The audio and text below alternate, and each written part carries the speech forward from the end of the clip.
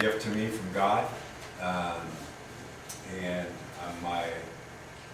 I have 5 wonderful adult children and 12 grandchildren, all of which, if it wasn't for God, that to this day I probably wouldn't have.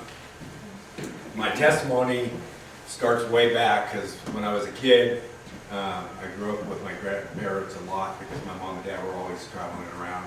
So I got introduced to God through my grandparents. I didn't really know him, but I knew who he was because I was more interested in the cookies and Kool-Aid at Sunday school than it was anything else. So, but over the years, I kind of back and forth between my grandparents and my parents and stuff. So I really, it wasn't really a continuous, I guess, continuous godly person around me all the time, so it was kind of back and forth. So as I grew up, I was kind of mischievous. I was always getting into things that not purposely, but I just fall into things.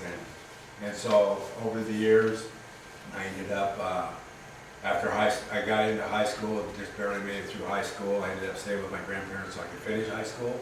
And then towards my end of my senior year, I kind of looked at myself like I need some discipline somewhere, and I couldn't get it from. I was getting it from my grandparents, but I wasn't getting it from my parents and stuff. And so I decided to enlist in the Army. So I enlisted in the Army before I graduated. After graduation, I went in the Army, and that lasted 8 months. I got in the Army, and you know, to me, it wasn't what I thought it was going to be.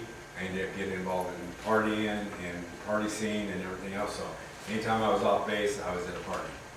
And then I ended up not showing up for duty a couple of times. They finally decided to boot me out of the Army, so I got a general under honorable, which was rare for my conduct.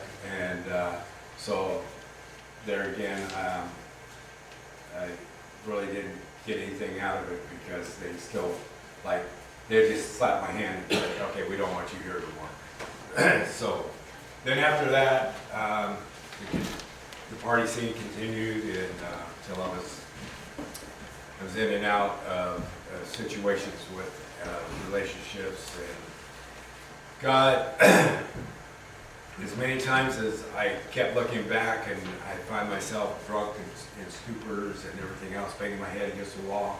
Why me, God, you know, and all this. And finally one time I got involved with the wrong group. I ended up getting charged with second-degree manslaughter.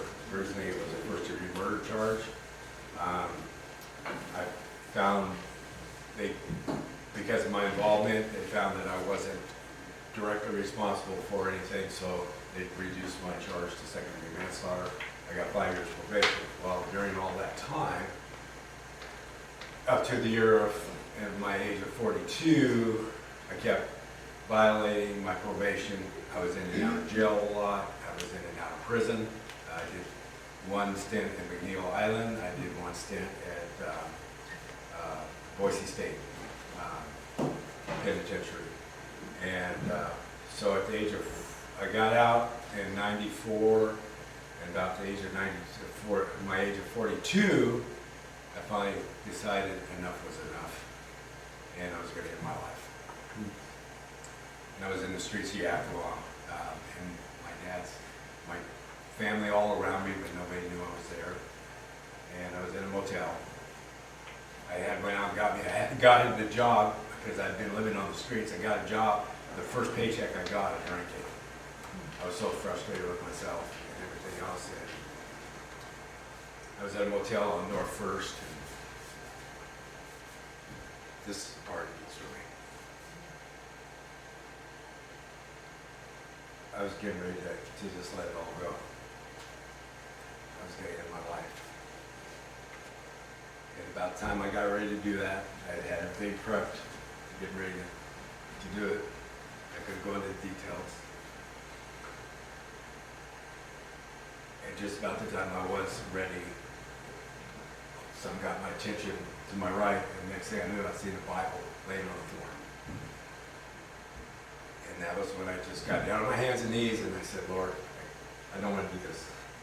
I can't do this without myself. And I begged him. And I said, I'll go get on the program at the Union Gospel Mission. I'll go do whatever it takes, but I can't do this. I'm done. I don't want to go back to where I came from.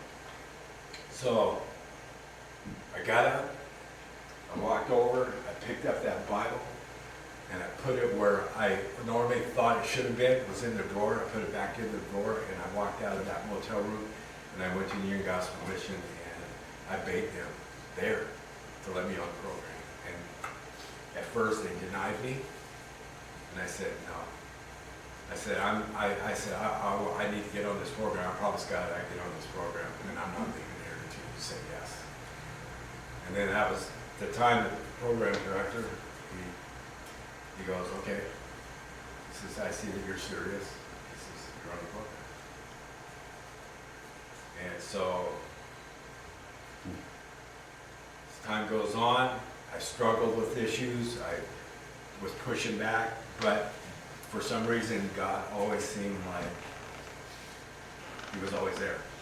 The program director, every time I felt like I was ready and I was done, I was leaving, he'd be at my doorstep. Okay.